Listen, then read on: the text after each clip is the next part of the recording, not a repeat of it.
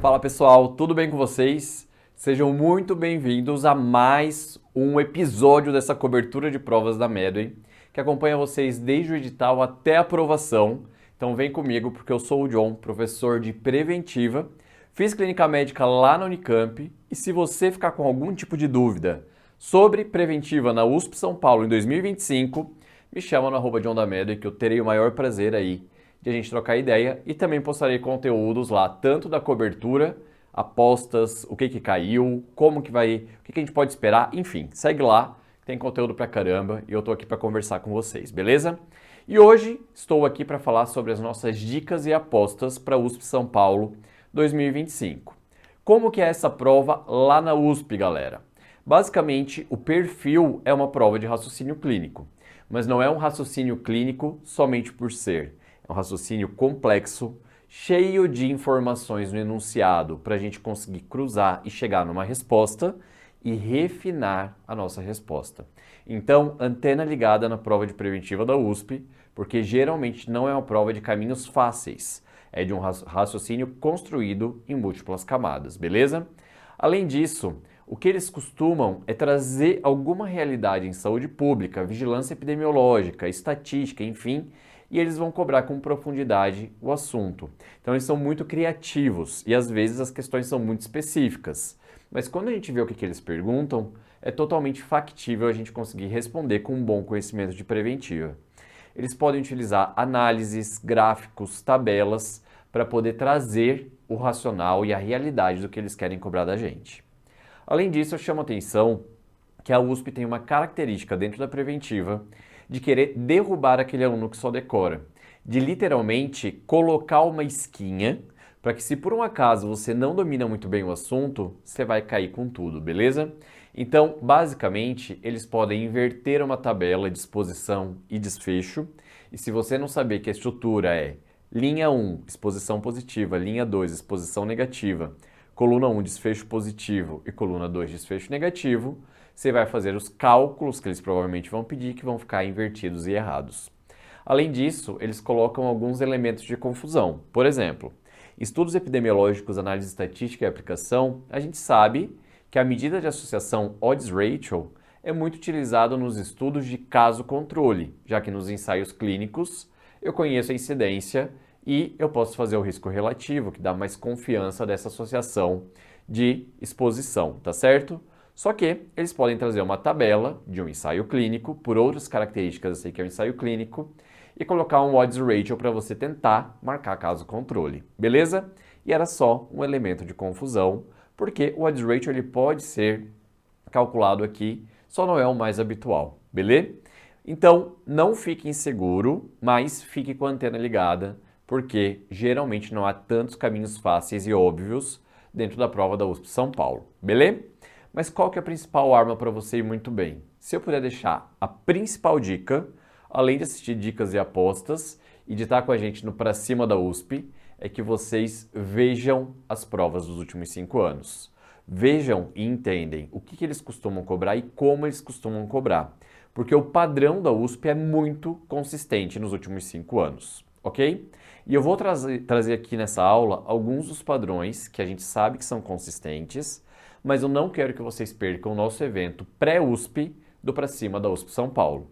Porque para vocês terem uma ideia, nesta prova de 2024, então no final de 2023, em 40 minutos eu joguei 8 questões da prova do dia seguinte lá para vocês. Beleza? Então é um bom esforço-retorno, visto que a gente domina os padrões e eles são consistentes nos últimos 5 anos. Dentre um desses padrões que eu vou trazer aqui hoje, estão os gastos em saúde no Brasil, que é uma grande aposta para 2025, porque há 5 anos eles têm mantido isso daqui, então há uma possibilidade de eles se repetirem. Depois, análise dos ensaios clínicos e vieses principais para a prova da USP, e por fim, os conceitos de dimensões de vulnerabilidade do AIRES, beleza? Começando então por gastos em saúde no Brasil, como eu falei para vocês, é um padrão há muitos anos e deve se repetir agora em 2025. E ela é uma instituição que cobra com bastante maturidade, com bastante refinamento, como que o sistema funciona. Quais são as discussões recentes a respeito de gestão, gasto e financiamento do SUS, beleza? Além disso, a relação com a saúde suplementar é algo bastante cobrado na USP. Talvez por uma influência e uma participação ali dentro desse sistema, tá? Desse subsistema, olhando o Brasil como um todo, com a medicina de família e comunidade da USP, beleza?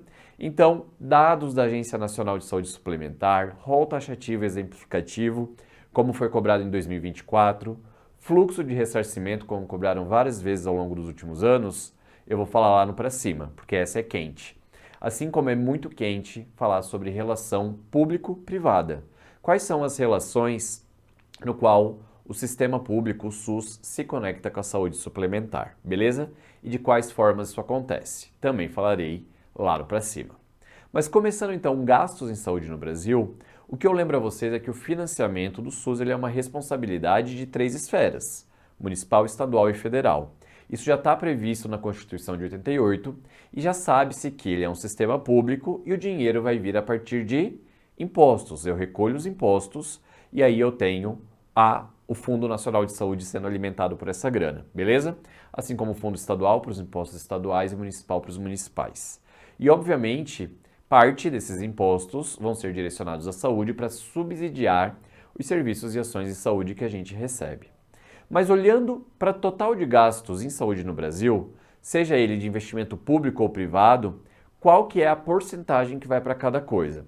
Então eu quero que vocês abram bem a visão, olhem SUS e saúde suplementar, serviço público e privado, e o total de gastos em saúde. E a gente vê esse gráfico em pizza, no qual eu mostro que do total que é gasto em saúde, menos da metade, 43%, vem para incentivo e desenvolvimento dos serviços públicos, no caso o SUS, beleza?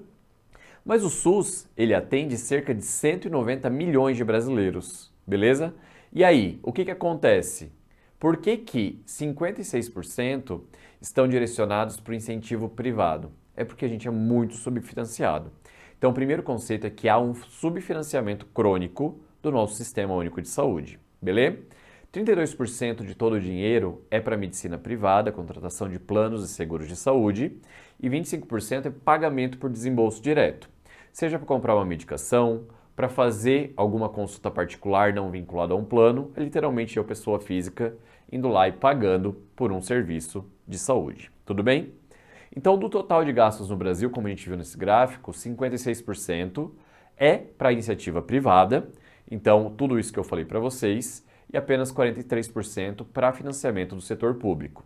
E isso chama atenção para um enunciado que a USP trouxe para a gente, de que o SUS atende mais de 190 milhões de pessoas, sendo que destas, 80% dependem exclusivamente dos serviços públicos para qualquer tipo de atendimento em saúde.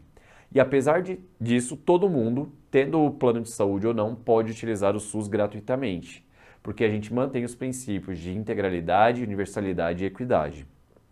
Dessa forma, todos os brasileiros utilizaram ou utilizarão os serviços do Sistema Único de Saúde, que é essencial para toda a população e vem se constituindo uma política de saúde pública complexa, generosa e solidária. Basicamente, isso é um texto do Ministério da Saúde que derivou numa questão da USP, que a gente vai ver aqui no final, que diz que somente 80% dos brasileiros utilizam o SUS. Não é verdade. 100% direto ou indiretamente vai utilizar o SUS, ou já utilizou ou está utilizando. Beleza? E qual é a importância desse trecho, desse dado, desse gráfico? É que, se eu olho que 56% de todos os gastos em saúde no Brasil vão atender 25% da população, eu posso dizer que a medicina privada, a medicina especializada é extremamente cara, ok? Então isso é uma verdade universal que também funciona dentro da medicina especializada no contexto público. Essa é uma grande verdade e a gente vai conseguir verificar agora, dentro do gráfico de distribuição dos gastos públicos, o quanto que a atenção especializada é cara. Para vocês terem uma ideia, isso daqui é do ano de 2024, onde a gente tem aí um orçamento de 224 bilhões para a saúde, beleza? E a gente olha que desse total, para atenção especializada, chega em torno de 46,35%. Ou seja, a gente tem aqui na APS um volume muito menor de dinheiro, atendendo muito mais pessoas. A APS resolve em torno de 85, 90% de todas as demandas de saúde. E ela gasta muito menos, está muito mais presente do que a atenção especializada, porque é caro, medicamento, procedimento, tecnologia, literalmente é muito caro, beleza? Olhando aqui outros recortes, a assistência farmacêutica, desse total de gastos públicos no SUS, a gente tem 8,69%, então é considerável, mas não é gritante, tá? Seguido aqui de gestão e transformação digital em saúde, com 7,39%, as vigilâncias com 5,57% e outros gastos aí 6,42% desse total do orçamento para a saúde agora em 2024. Isso também traz para a gente o dado, reforçando que a atenção especializada é cara, beleza? Justamente por quê? Porque eu estou atendendo o menor volume de pessoas na atenção secundária e terciária, e mesmo assim é muito mais caro, quase o dobro do que a gente investe em atenção primária, mas isso também reforça o quão efetiva a nossa atenção primária é. Lembra vocês então que a assistência farmacêutica ela não é a que mais gasta, como a prova da USP já cobrou de vocês, ela gasta aí dentro do percentual total do SUS 8,69%, mas ela também não é tão boa, beleza? Vamos lá, alguns dados mais recentes para a gente também olhar sobre financiamento em saúde. Sobre a pandemia, surgiu muito relatório de gasto em 2024, que eram relatórios de 2021, 2020 até 2022, do quanto que a gente investiu de público dentro do contexto da pandemia. E se a gente olhar aqui uma série histórica de gastos, a gente olha que não houve grandes diferenças no auge da pandemia em relação à pré-pandemia, beleza? Então, a gente manteve um baixo investimento público mesmo diante de um contexto de pandemia na saúde. Isso aqui reforça que a gente é subfinanciado crônico, que a gente não tem uma priorização tão intensa para o financiamento do nosso SUS, beleza? Além do mais, o que a gente também tem de recente de gráficos que saíram aí em documentos, relatórios e até na mídia? Se a gente olhar aqui também a participação de cada esfera dentro da manutenção do SUS, eu quero que historicamente vocês tenham uma visão que o percentual aplicado da União, ou seja, que era 45,3% do total das três esferas, em 2012 passou para 37,6%, agora em 2022, tem diminuído ao longo do tempo. Isso é importante por quê? Porque a gente tem aumentado a responsabilização municipal e estadual no financiamento. Então notem que dentro do municipal a gente passa de 29,4% para 34% do total de investimentos e no estadual de 25,3% para 28,4%. E isso faz parte da descentralização, de a gente dar autonomia, mas também maior responsabilização estadual e principalmente municipal, beleza?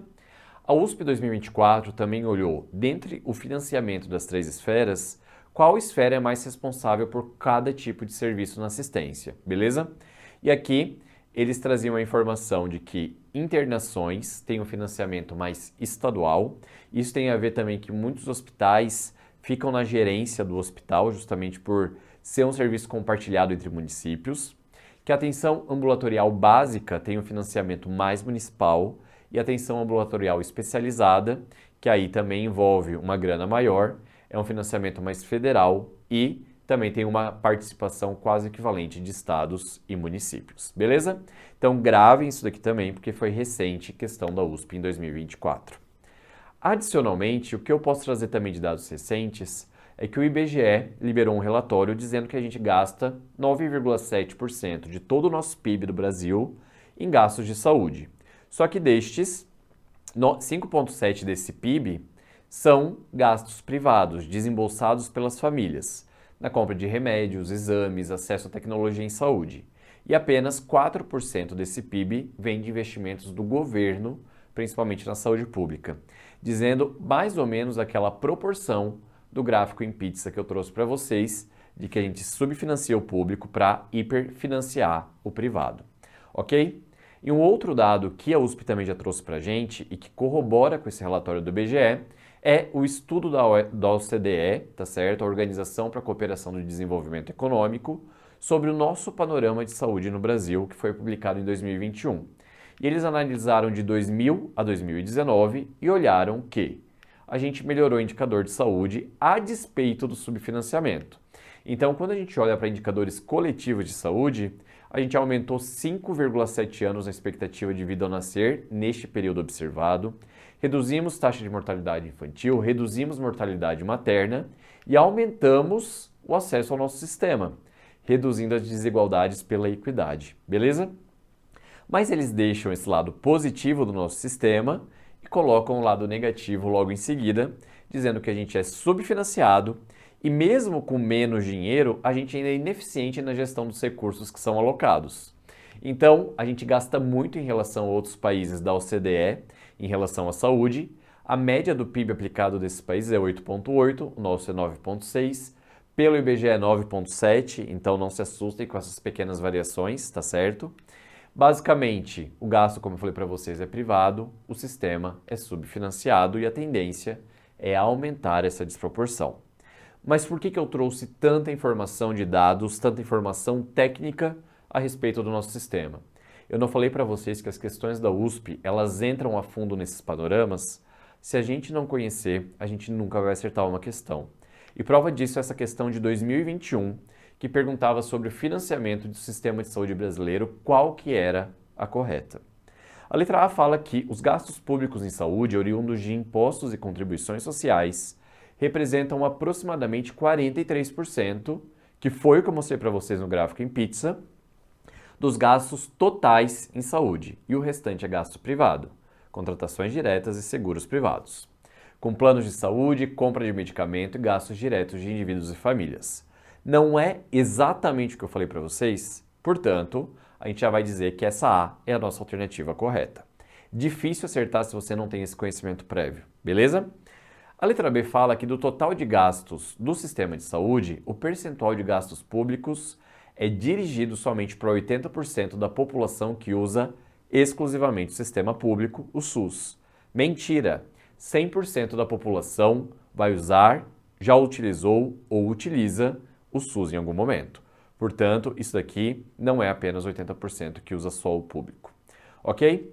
E a letra C fala que o financiamento da saúde suplementar do mercado privado em saúde no Brasil é composto pela maior parte do desembolso de indivíduos e famílias, em menor parte por empregadores e associações que financiam esses planos coletivos, basicamente como um benefício de se trabalhar naquela empresa. Isso daqui eu vou falar para vocês no para cima, mas o desembolso direto é menos de 20% do total das pessoas que têm planos de saúde. 82% ganham isso como um benefício do trabalho. Por isso, a saúde financeira, né, da saúde suplementar está diretamente vinculada a um mercado de trabalho formal, beleza? Porque é isso que sustenta a venda desses planos de saúde coletivos, beleza? E por fim, na composição do orçamento público federal da saúde, o item de maior despesa é assistência farmacêutica. A gente já viu que é atenção especializada. Portanto, a nossa letra A está correta e as demais eu já expliquei para vocês aqui direto. Beleza? Foi o nosso primeiro padrão, bora para o nosso segundo, que é um padrão recente, bem específico da USP, que é basicamente a gente entender os benefícios de ter uma análise por intenção de tratar em relação a uma análise por protocolo.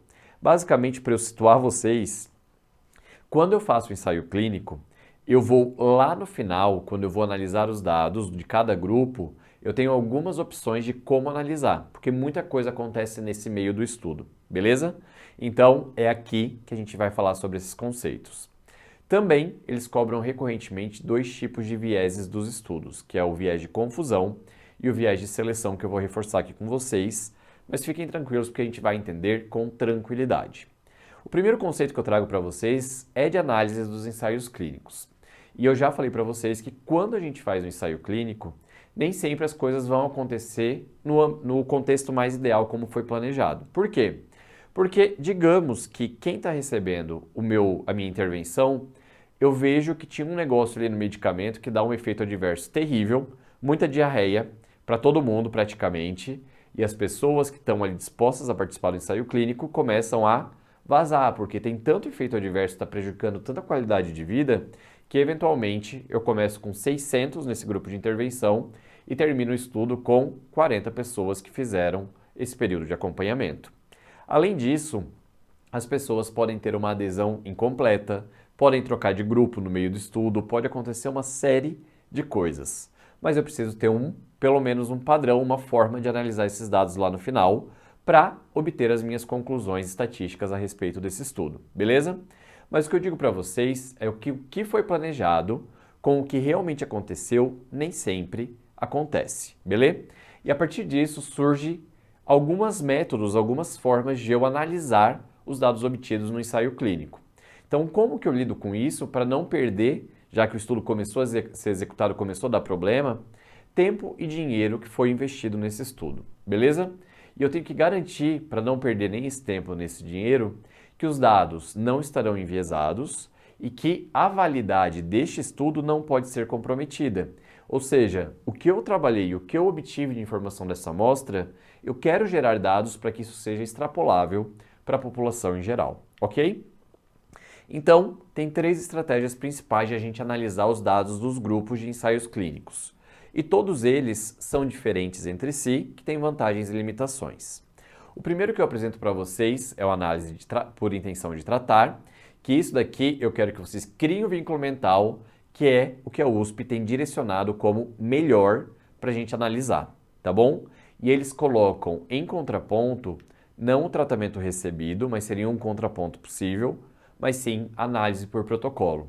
Então, quando a gente for para as questões da USP, eles vão colocar vocês na dualidade. O que é melhor, intenção de tratar ou por protocolo? E a gente vai entender o porquê que, por intenção de tratar, é o padrão USP São Paulo que a gente quer que vocês lembrem.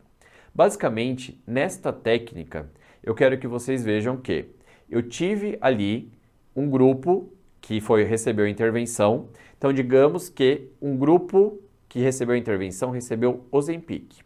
E o grupo controle recebeu um placebo, beleza? E aí o que aconteceu? No intenção de tratar, se eu, John, fui eleito lá para receber a intervenção com Ozempic, não importa o que aconteça, lá no final eu vou ser avaliado como grupo de Ozempic.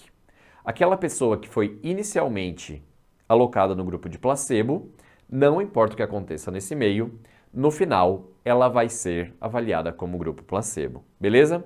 E aqui, o que pode acontecer nesse meio?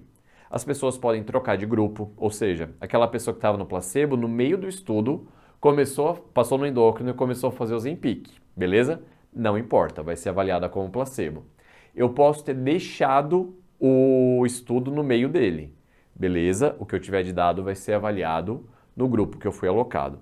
Então, não importa se desistiu, trocou de grupo, não aderiu, ele vai ser avaliado no grupo que ele foi originalmente destinado. Por que eles fazem isso? Porque é uma maneira de estabilizar essas amostras e preservar mais a randomização. E a randomização, ela elimina uma série de vieses que estes grupos possam ter na análise. Por isso, se eu preservo a comparação entre os grupos, se eu preservo a randomização, eu tenho um dado mais confiável, menos descaracterizado. Agora, no tratamento recebido, que é uma outra forma de a gente fazer essa análise, eu considero o tratamento que foi recebido de fato e não o que foi originalmente atribuído no estudo. Ou seja, se por um acaso eu comecei no grupo placebo e eu comecei Ozempic, ali eu vou avaliar como um grupo do Ozempic. E isso vai gerar uma bagunça nesses dois grupos, porque eu vou perder a randomização, ok? Na análise do protocolo, eles ainda são mais rígidos. Por quê? Porque aqui eles vão considerar para análise apenas quem cumpriu o que estava programado. Se eu definir que o grupo de Ozempic e o grupo de placebo ficarão por 18 semanas em acompanhamento, então eu só vou considerar para análise aqueles que cumpriram o seu grupo pelas 18 semanas. Mas tem um monte de gente que não vai ter cumprido esse protocolo como foi feito, como foi desenhado. Então eu posso ter uma queda importante do número de participantes, uma queda importante às vezes de um único grupo, fazendo com que eu haja uma distorção na análise do dado. Digamos então que eu tenho aí 600 pessoas recebendo Ozempic, 600 pessoas recebendo placebo. Digamos que teve um efeito adverso importante com o grupo do Ozempic e que lá no final do meu estudo só cumpriu o protocolo 100 pessoas e do placebo cumpriu o meu protocolo 594. Cara, se eu fizer uma comparação de um grupo de 100 da intervenção com 594 do controle, eu vou ter um desbalanceamento muito grande, eu vou perder o valor estatístico. É essa a lógica, tá bom?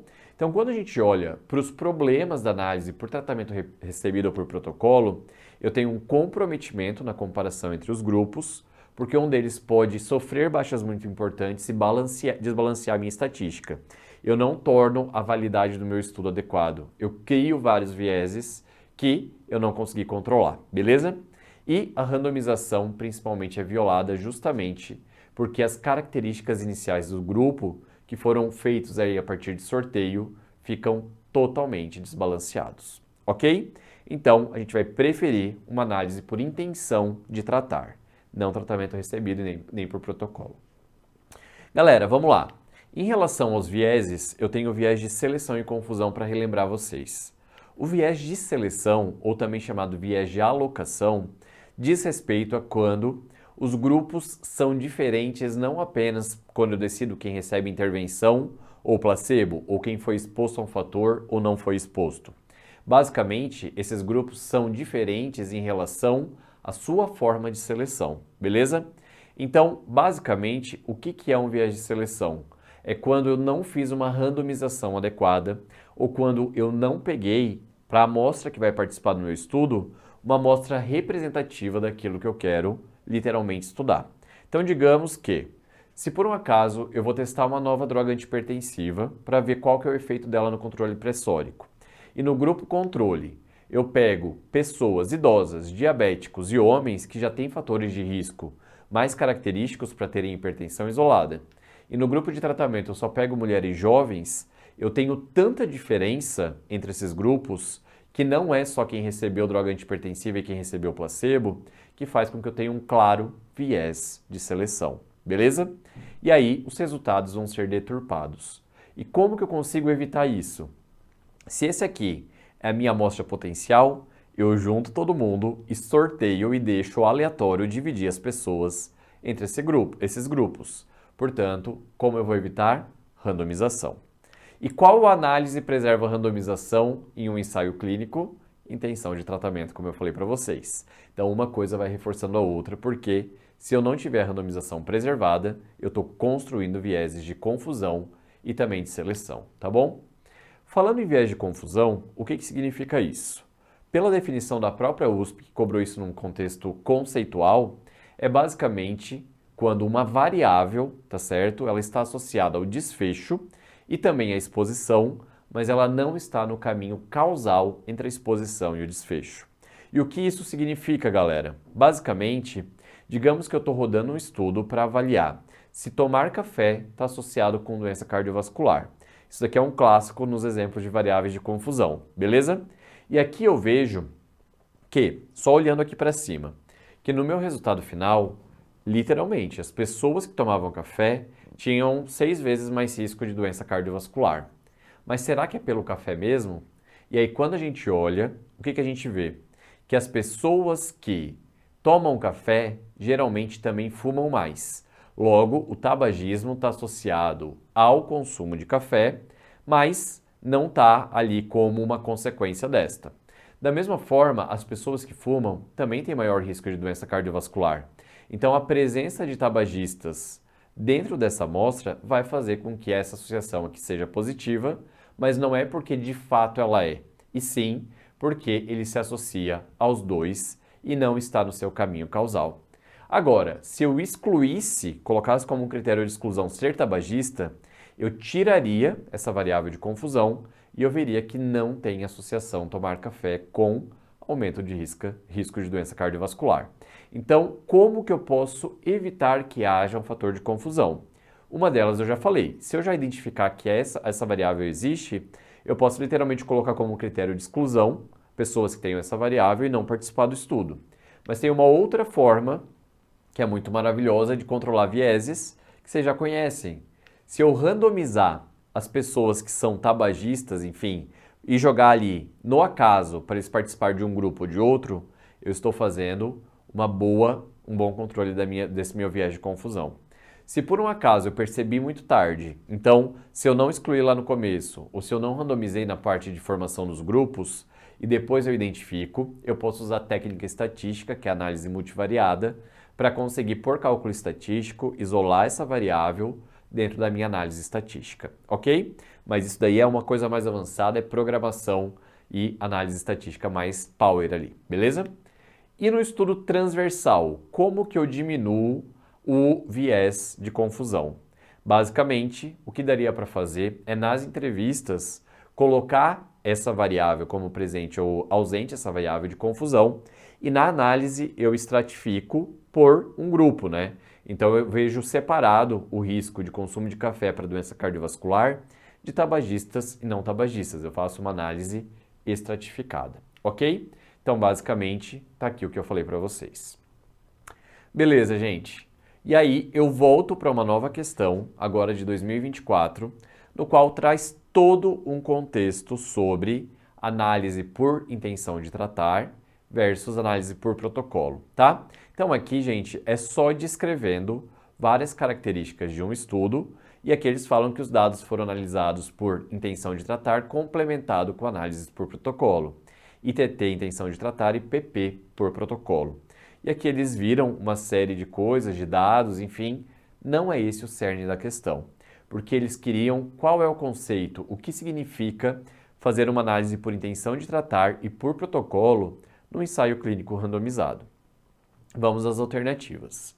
A letra A fala que intenção de tratar os indivíduos randomizados e não randomizados foram incluídos na análise. Não, na realidade os dois são randomizados. O que eu faço é preservar essa randomização.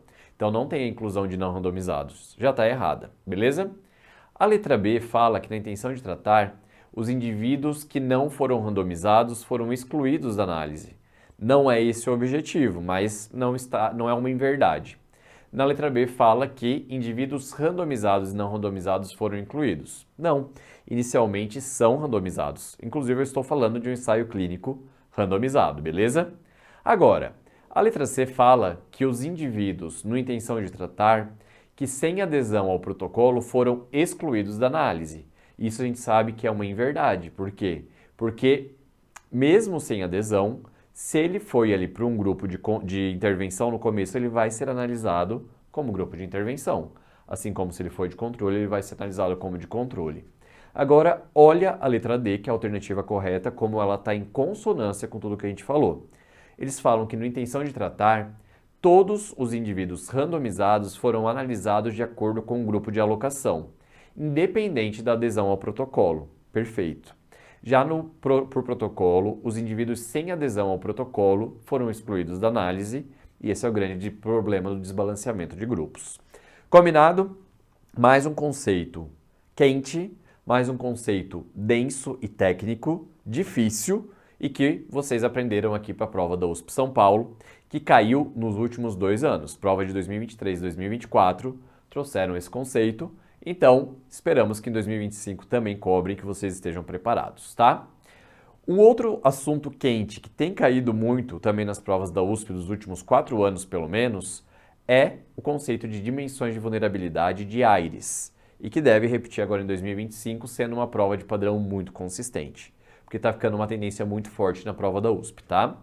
E aqui, quais são as dicas para que vocês consigam matar essas questões? Entendam a dimensão de cada conceito. Saibam de alguns exemplos, mas não gravem somente pelo exemplo. Eu quero que vocês sigam o seguinte fluxo de raciocínio. Eu quero que vocês olhem o contexto, vejam a pergunta e aí determinem qual que é a dimensão que aquele contexto está associado. Beleza? Dito isso, vamos começar a apresentar o que são essas dimensões de vulnerabilidade, começando pelo conceito do que é ser vulnerável. Basicamente, uma pessoa vulnerabilizada é um indivíduo ou um conjunto de indivíduos que tem a sua capacidade de autodeterminação reduzida. O que isso significa? Que independente do que ela escolha, eventualmente ela está sofrendo vulnerabilização, porque isso vai além do escopo de ela conseguir se autodeterminar, beleza? Então ela não está reduzida para proteger seus próprios interesses, seja porque ela tem um déficit de poder, de educação, de acesso a recursos, força ou outros atributos.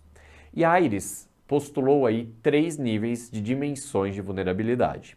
Começo explicando o que é a vulnerabilidade individual.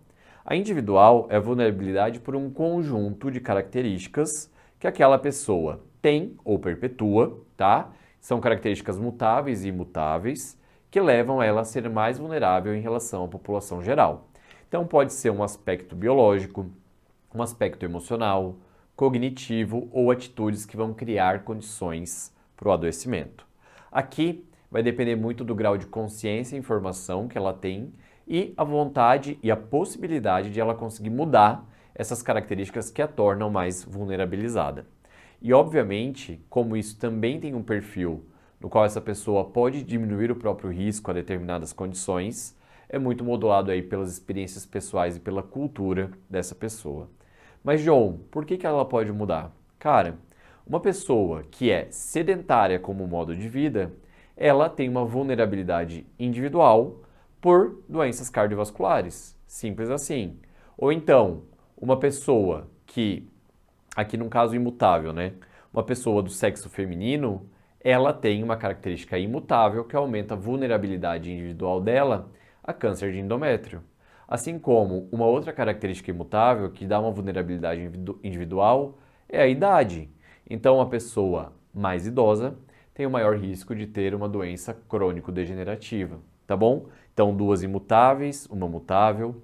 Outra mutável, uma pessoa que tem um comportamento sexual de risco, ela tem uma maior vulnerabilidade para infecções sexualmente transmissíveis, uma vulnerabilidade individual voltada ao seu modo de vida, beleza? Indo para um nível acima, vulnerabilidade social. Aqui, o que leva as pessoas a ficar vulnerável são os aspectos culturais, sociais e econômicos que vão determinar a oportunidade de acesso a bens e serviços. Então, tudo que tem a ver com relações sociais, no qual as pessoas colocam um acima do outro e o que está acima tem maior acesso, educação, saúde, saneamento, segurança e, portanto, está mais protegida e, ao mesmo tempo, ocorre essa marginalização social de quem não tem acesso a isso, é considerado como uma vulnerabilidade social, beleza? Então isso é mais potente, pode constranger inclusive a dimensão individual, indicando que geralmente a pessoa não consegue por si mudar essa realidade, porque ela já está numa dimensão muito maior, tá certo? E um outro exemplo também, aqui eu falei de marginalização social, mas um outro tipo de vulnerabilidade social são as relações que as pessoas fazem entre elas. Por exemplo, no caso, uma mulher sofrer machismo socialmente e ela receber menos dinheiro para o mesmo cargo em relação aos homens. Isso é uma forma de vulnerabilidade social. A pessoa negra que fica ali mais voltada para a periferia porque não tem acesso a gerações aí de educação, saúde, acesso à renda e tudo mais, também sofre uma vulnerabilidade social que independe da vontade dela de mudar, porque ultrapassa a dimensão individual. Sacaram a lógica? Então, qualquer tipo de alteração relacionada à determinação social em saúde ou das relações de relação social que são construídas e perpetuadas, a gente está aqui na vulnerabilidade social, beleza? Acesso à saúde também é uma outra forma de não adquirir esses recursos e bens, tá? Mas, por fim, a gente tem ainda uma camada mais externa, e aqui é muito importante porque é basicamente a gente não mudando, tendo a oportunidade de mudar, a gente tem a vulnerabilidade programática ou institucional. Basicamente, o termo programática deriva de programas, tá bom? E se refere aos recursos necessários para a proteção dos indivíduos. Então, quando eu olho que surgiu um programa do Ministério da Saúde para aleitamento materno, eu estou reduzindo uma vulnerabilidade através de um programa. Quando eu falo que há controle social da saúde, que as pessoas vão ser ouvidas, e isso vai derivar e influenciar as políticas de saúde. Opa, eu estou fazendo uma proteção de um monte de gente que precisa ser ouvida. Quando eu falo de recursos destinados à saúde, acessos a serviços, do ponto de vista de ações políticas e programas, eu estou falando, e de instituições também, hospitais, enfim, eu estou falando de atividades programáticas, que podem tanto jogar a favor de reduzir essa vulnerabilidade, quanto jogar contra quando não existe, quando deveria existir. Por exemplo, um exemplo muito clássico que aconteceu na pandemia é que a gente percebeu que a gente teve menos vacinas de Covid-19 distribuídos para a periferia e mais vacinas nas regiões centrais e com maior poder socioeconômico. Isso não era um recurso que estava nas mãos do governo? Não deveria ser distribuído pela equidade justamente no sentido contrário? Então, quando a gente fez esse cuidado inverso, por uma política do governo, a gente criou uma grande vulnerabilidade programática para aquela população que não recebeu a vacina que deveria. Sacaram a lógica? Então aqui tem um papelzinho do governo, um programa que faltou para olhar adequadamente para essa distribuição. Show? E dito isso, eu trago uma questão também de 2024 da USP, que fala que uma paciente foi internada no hospital terciário com quadro avançado de AIDS. Uma mulher jovem, 24 anos, usuária de drogas injetáveis e teve um diagnóstico de infecção por HIV por ocasião do parto da sua filha, que aconteceu há 2 anos. Opa! Galera, o que aconteceu aqui? Ela teve o diagnóstico antes do desenvolvimento de fase AIDS, só que, por algum motivo, ela ficou perdida no sistema e avançou aqui, para a fase AIDS. Mas vamos ver o que aconteceu. O que aconteceu é que lá na maternidade, ela teve uma alta desvinculada, sem tratamento para o HIV que foi diagnosticado, mas com uma recomendação de procurar um serviço especializado, ou seja, nem mandou para a UBS do bairro dela para ajudar ela ali a ter um acesso mais rápido e via SUS, né? Já mandou para o serviço especializado para realizar o segmento adequado, o qual ela não realizou. Basicamente, é que ela já tinha algum preditor de que ela teria problemas com vínculo e a situação social dela provavelmente também já estava rebuscada a ponto de ela precisar já ir direto procurar um serviço especializado. Ou seja, ela foi vulnerabilizada, mas alguém claramente comeu bola nesse contexto, que foi quem? A instituição, a maternidade, que não fez um adequado vínculo, que não necessariamente não chamou o infecto lá para conseguir já dar um primeiro tratamento, uma primeira orientação ou já um retorno para ela, saindo ali de onde ela foi diagnosticada. Beleza? E a partir disso, diante dessa situação apresentada, qual que é a alternativa correta? A letra A fala que a paciente é do grupo de risco, com maior probabilidade de desenvolver a doença. Galera, aqui pode até estar correto, mas não é isso que levou à situação apresentada. Eu tenho uma paciente que tem HIV, que foi diagnosticada por um serviço de saúde, que não recebeu o adequado tratamento e vínculo e, portanto, ela volta 2 anos depois com fase AIDS. Então, isso daqui pode até ser verdade, mas não é coerente com o contexto denunciado. A letra B fala que o comportamento de risco da paciente foi determinante para o desfecho da sua infecção. O desfecho da sua infecção foi uma evolução clínica para a fase AIDS. O comportamento dela pode ter sido determinante, uma das camadas de vulnerabilidade envolvida na infecção dela para o HIV, tá bom? Mas o desfecho dela foi porque a instituição não protegeu essa paciente, beleza? A letra C fala que a vulnerabilidade social da paciente foi o único componente determinante do seu adoecimento. Não, galera. Aqui eu posso dizer para vocês que ela está vulnerabilizada em praticamente todas as dimensões. Só que o contexto deixa claro que o componente programático da vulnerabilidade da paciente que fica evidente foi o hospital que comeu bola e que não protegeu ela porque não tinha ali uma conduta de encaminhar ela ou fazer o primeiro atendimento já na maternidade. Show de bola? Então, aprendemos aqui um novo conceito. Lembro a vocês, aqui tinham coisas que estavam corretas ou parcialmente corretas, mas é em relação à situação apresentada. Então, analisem o contexto e não o exemplo, para que vocês consigam ir com confiança para a prova da USP sobre o conceito de vulnerabilidade, ok? Quais são as minhas dicas finais para você que quer arrebentar na USP? Primeiro, tenha muita confiança em analisar as questões. Eu não falei que eles vão dar universos específicos de situações de saúde pública e de conceitos de preventiva bastante específicos. Entra na onda, confia nos seus conceitos e vai com tudo, beleza? Em algum estudo de última hora, se vocês tiverem que decidir, eu faço aqui a minha posição de que vocês assistam essa aula, revisem se for preciso, porque eu deixei para essa parte os conceitos mais difíceis que precisavam de um maior desenvolvimento.